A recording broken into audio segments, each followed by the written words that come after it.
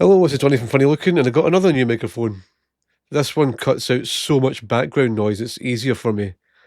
And I'm kind of recovering from an infection just now from my chest, and I'm hoping it's going to cut out like I'm kind of like having a harder time breathing. And my old microphone used to pick that up, and this has got something called a gate that kind of blocks all that out, so it's easier for me to edit. So I don't. This is my first time like doing a recording with it, and I'm kind of seeing what happens. But I'm excited about it. Oh, you can see the size of the thing. It's like right in the way. It's just, and I talk with my hands, and I end up, having to dodge this thing. So I was, you know, I'll get used to it. But it's the qualities from what I've played with is just so much better. So it's been eventful at work. We had to do some repairs in the floor.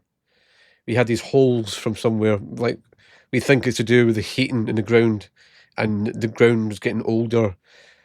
So we had some holes that we had to run around with, like, you know, wet cement to run around and catch them in time because it could dry up too fast. And we were going around, like, the warehouse is big. So I was at one end doing X's, and there's the other guy at the other end doing circles. And one of the other guys didn't know what we're up to. He says, "What are you doing?" "Oh, we're playing noughts and crosses, but I think that fucker over there is cheating. Can you go check on him?" So we had to run around, like, one was spotting, like, hole over here, come over here quickly. Other guy laying the cement to the hole. It turned out really nicely at the end. It really worked out really well. I'm surprised by it. But then one of the guys thought, he just goes, "Johnny, Johnny, shout them over." And I look at him, and he's bent over, and he's revealed his butthole. And I shout, "Guys, there's a massive hole right here." And all the guys turn around and go, "Oh!" I'm desensitized to it. I've seen it enough times. He keeps flashing his butt to everybody. So, and I'm like, "Guys, this isn't the first time he's done this prank. Why do you act like every time's the first time seeing it?" So I got a certification for my job as well. Like, it's security for the warehouse, and it was talking about, like, really interesting stuff like social engineering. Like, they played a video of, like, I think it was Jimmy Fallon, where a woman went around and says, "We're talking about, like, social security. Can you tell me about your password?" "Oh, what's a pet's name?" "Oh, you got a pet? What kind of pet is it?" "Oh, I got a wee doggy." "Oh, how old is he? What kind is he?" And eventually they go around to go, "Oh, what's his name?" "Oh, it's Toby," or something like that. And just by conversation, they start to realize, hang on a minute, I've just told you my password. And it was really interesting. It was like, this is why I don't do things like that. I don't remember my passwords most of the time until I go to reset them. And then it goes, "Your new password can't be the same as your old password." The fuck? What was my old password then? So the video ends, and he says, "So guys, have you got any questions?" "Yeah, I've got one. What's your date of birth?" you know, he laughed at that one a bit, and he goes, "Have you got any questions about the quiz?" Yeah, I've got okay. What's your question? Can I get the answers to the quiz?" Yeah, I mean, I shot my shot, but one of the things as well was, like, we were talking about, like, dog sniffers, like the dogs coming in to sniff for bombs and stuff like that, and they do something called an alert, where, like, they sit and they just look at the owner or the trainer, and he says, "Right, practice time. Box is there, middle of the warehouse floor. Dog comes in, sits next to it. Means there's possibly a bomb. What do you do?" One guy goes, "I'm going to open it. There's possibly a bomb." "Well, how do you know there's a bomb in there?" "The dog's sitting and alerting." "Well, there might not be a bomb. I'm going to open it. I'm going to check." And he goes, "Okay, you can open it.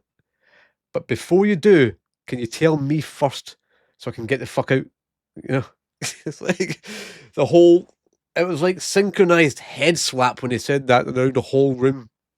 I'm going to open it. Yeah, well, was that the time? Oh, lunchtime. Oh, Oh.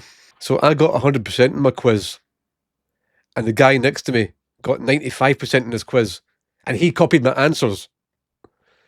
He copied my. He spelled his own name wrong or something. He got penalised for spelling his name wrong. He must have. One of the other guys went to a course, forklift certification. He could already drive the thing really well, but he needed the license to do it safely and get insurance and stuff like that. He's a Polish guy I work with, and we work with like mainly Romanians. So we've learned a little bit of Romanian. One of the new guys is in the course. He sits in the forklift and he crashes into the wall, and then he just goes, "Oh, ce prostes," which is Romanian for "what an idiot you are." So this Romanian jumps over to him and starts speaking Romanian to him. And he doesn't. That's all he knows in Romanian is ce prostes. And it's like, "Oh, so you're Romanian too? Or where are you from?" And this, and he just sits there like kind of hoping he'll leave him alone, walk away. Hoping he'll just go, "Oh, is that the time? I'll see you later then." So, and then his name was called out, because he was next up. And because he's Polish and his name's Polish, this Polish guy comes up to him, starts speaking Polish to him, and he's still sitting quiet, pretending he doesn't speak Polish, so this guy can go away. So he's got a Romanian thinking he speaks Romanian, and a Polish guy thinking he doesn't speak Polish. It's just both talking to him at the same time. I got myself a new phone. Kelly needed a new iPhone, and I got myself a little upgrade from a Samsung. And we were there. And then Kelly was saying to me, like, "Oh, I need to get a new charger. There's a new type of charger for this iPhone." I went, "Oh, it's USB-C." And the guy who's ringing the transaction through goes, "C, it's USB." What? "Oh, I'm sorry, I thought you were speaking Spanish to me." No, I'm a Scottish guy in the Netherlands. At which point would I be speaking Spanish? At which point? What? He says, "Well, I'm Spanish. I thought you were speaking Spanish to me." "You work in a phone shop, man. USB-C." It's like, what? No. He says, "Well, I've not had my coffee yet." He says, "Well, go take your coffee then, because I'm not having this fucked up." It was just really funny. And then he goes to me, "So how old are you?" Putting all the details through for the phone. I went, "Oh, I'm 38. "You're 38? I thought you were 28. "Man, I'm buying the phone already. Just ring it through. Just the salesman pitch isn't going to work. This is the phone I want. This is the money I'm giving you. Just leave it there. Just keep it going. Keep it going. Don't. Oh, senorita. Oh, you're like, so no, it's not going to work. Just hurry up." So I told quite a funny joke at the warehouse. That, made me laugh. It was one of those things that just, when the wordplay falls nicely, you just jump at it. Boss comes down and says, "Guys, kitchen needs cleaning. It's a bit of a mess." One of the guys goes, "What do you mean? I cleaned this a couple of days ago with Mikey." I says, "You cleaned the kitchen with Mikey? When I clean the kitchen, I use a sponge."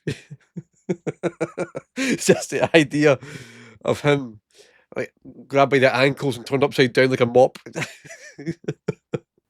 So I got these figures from Kelly from Dragon Ball, and this one's an import from Japan.